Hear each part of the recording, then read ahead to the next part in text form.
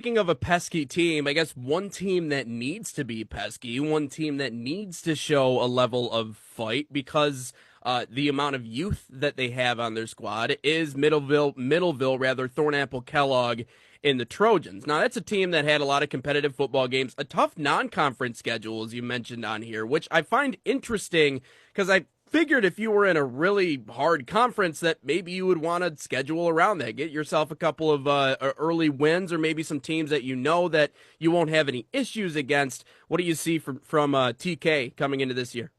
Yeah, I mean, you said it right there. I mean, but I appreciate it. Like, you come in, you want to Yeah. play those big games. You don't want just easy wins. You want to know where you stand going into conference play, right? You want to win your conference. Ultimately, that's where it starts, right? So play Byron Center, play Hastings, Hamilton, Wayland, right? Those are good programs. Those are pesky programs, right? Go out there, do your thing. They did that last year. They split 2-2 in their 4 non-conference games last year. But they've got a tough conference schedule as well. This is another team that I could see being around that 500 mark. I think this year they are above 500, but it's going to be that Byron Center game, really, because that's the last week before the start of the playoffs.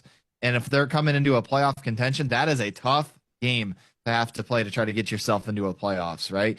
They lost in the district championship to Lowell. This is one of 2 teams that did play in a district championship in the OK Black last year.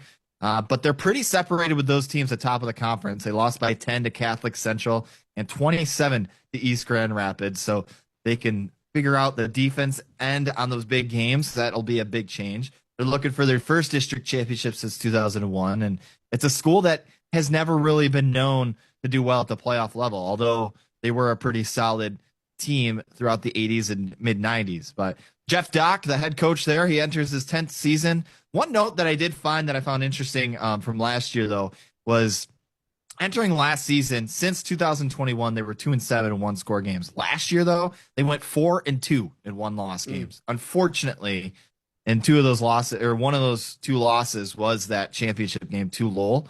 So just finishing where it matters. They graduated a ton of seniors last year, which will be interesting to see how they retool with that. They do return a young quarterback in Micah Dockett and Jack Smith at running back, as well as Elliot Neff on the defensive side. So young group.